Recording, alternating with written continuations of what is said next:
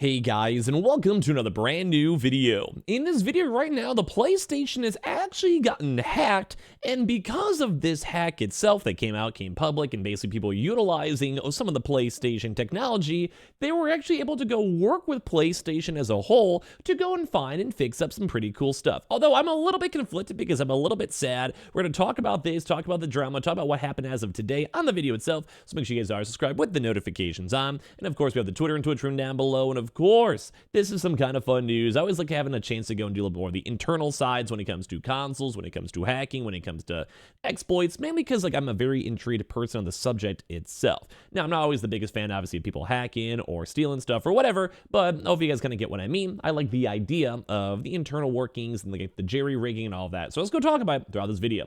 So as you guys probably know, PlayStation does have some pretty nifty outside technology, such as the PlayStation VR, the PlayStation Portal, the old school PSP and PS Vita, and obviously the PlayStation consoles. And typically when it comes to these separate architectures, it's not the same thing as a PC. Typically PC stuff, like laptop, computer stuff, is slightly easier to hack, slightly easier to get the files for, and slightly easier to have a deep dive and understanding of what you're working with. A good example is a lot of games out there such as, say, Skyrim, or other various big RPG games, or pretty much anything up on PC, Stardew Valley, whatever it might be. You're able to go find and access the files internally on the computer itself. You basically have the entire thing, you have a chance to go and see the actual files, and that's what a lot of people like to do for modding. Mainly is you have a chance to mod the actual consoles themselves, you have a chance to see the files, you can adjust the files, you can change your game itself, and it's kind of always been a nice big perk of PC. But when it comes to things like PlayStation, etc., they have their own internal operating systems, they have their own internal architecture, which basically has, you can't basically just go into all the individual files for a PlayStation console, albeit not easily, and if you can, a lot more special things can happen. Now, typically things like PlayStation or Xbox, Nintendo, try their best to avoid that because they can open up to things such as emulation, which in theory is okay. If you own the game, it's fine. But at the same time, if you don't own the game or you have all these files that are open to the public, that means that anyone can download them, can access those files and go from there. Now, it's a little bit of a somewhat convoluted intro to kind of give you guys the rough runabouts, but right now there is some intriguing news that the PlayStation Portal was actually hacked. Now, the hackers, though, who had a chance to get the PlayStation Portal to run old school PSP games offline, actually had a chance to help out PlayStation to fix out the exploit. Now, on the very high level of this, I am kind of iffy on this, mainly because in my mind, having a PlayStation Portal, having a chance to run old school games such as PSP and PS Vita games, that's cool. That's kind of the main purpose of why I'd want to have a PlayStation Portal. Very similarly to the Switch, where I'd want to be able to utilize the Switch to play old school Game Boy games, old school DS games, 3DS games, because it's basically just the newer version, so the hardware would run perfectly, and it's the same company itself. So, a lot of a kind of ramble to dive into this one, so let's go talk about this, where the team of Google Cloud vulnerability researchers basically had a chance to report out this issue to PlayStation, and the hackers themselves had a chance to go and fix out the exploits over here. So, like I said, it's good that there's no hacks available, kind of bad because I like the idea of having things like the PSP and all this other type of stuff being able to be emulated on these consoles. Sometimes I kind of like it when people are more on the low key when it comes to these exploits, if we're being fully honest, but let's talk about it. So a Google engineer who actually helped hack the PlayStation Portal to run PSP games offline says his team has now helped Sony able to fix the exploit. I respect them. They're doing the right thing. If anyone who has a PlayStation Portal themselves would probably realize, it's like one of those things where the teacher didn't notice that recess has been over for 5 minutes because they're in a conversation with a different teacher. And then you have the one kid who says something about it. At the end of the day, it's still nice. It's good. You got to follow the structures. I mean, it can maybe adjust to the different days. It makes the teacher a little bit harder, their lives a little bit harder. I can understand it, but everyone who's out there enjoying recess probably wants to enjoy the recess a little bit longer.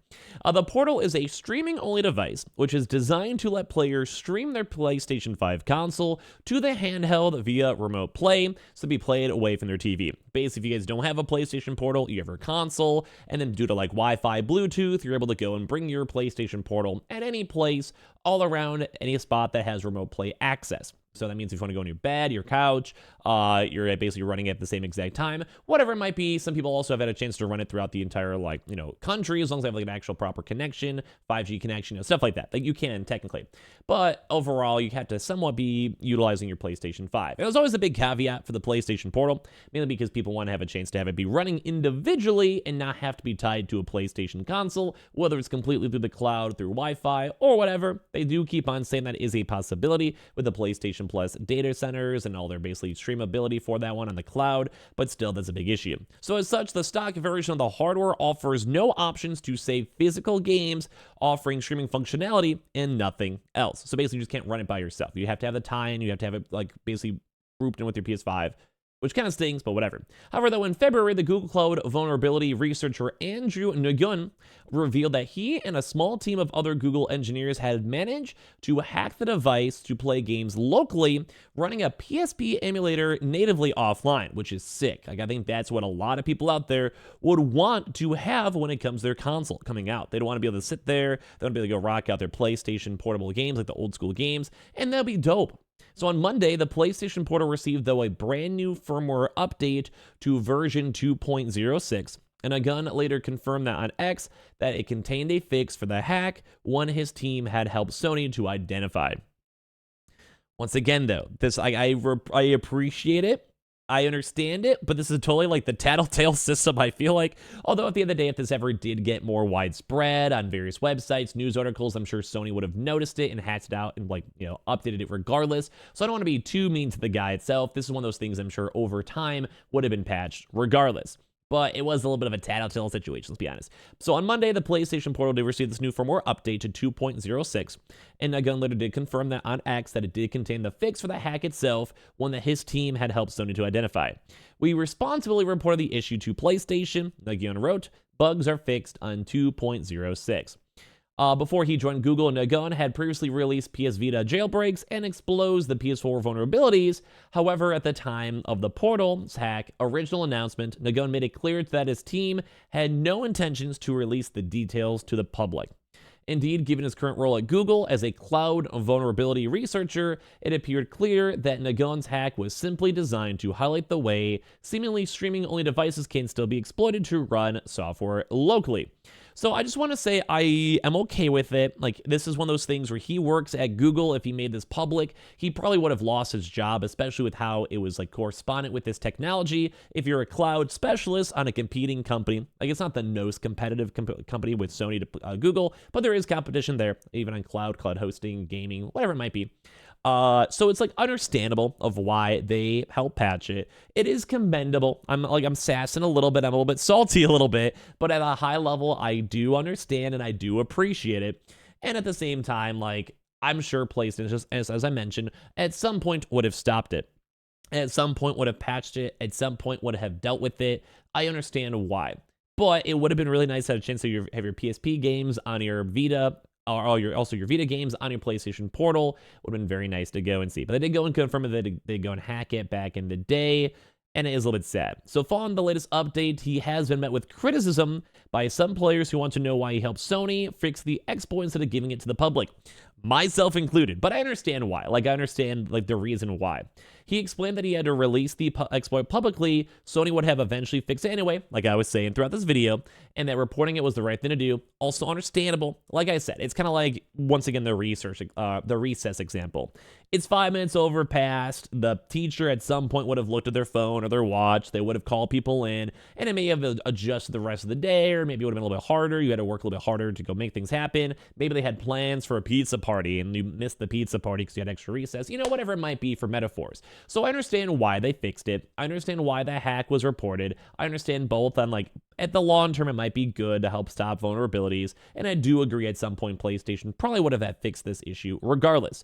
Because hopefully they do want to sell PSP or PS Vita games on their software, or include that more on their PS Plus streamability. They do have that on quite a few already, so it probably would make sense. But at the same time, I'm a little bit sad. They're saying, no idea why you folks cry about the disclosure, he wrote. If we just released to the public, do you think Sony would have just left it unpatched? Reporting versus not reporting is only a few weeks of difference. So basically saying, saying, hey, they're going to notice this. They're going to fix it within a few weeks. It's a big deal. Might as well just let them know. And at the end of the day, I'm kind of curious if he also got paid money, because sometimes PlayStation during their exploits and issues will actually go and pay people money to like $1,000, $5,000, $10,000, up to $25,000, I believe. So maybe they're also trying to get that little pocket change too, which if they're the ones that found it, I give them all the credit. But either way, I want to hear your thoughts and comments on all this down below. Make sure you guys are subscribed with the notifications on. We have the Twitter and Twitch down below if you guys want to follow. And I appreciate y'all for watching here in the first place.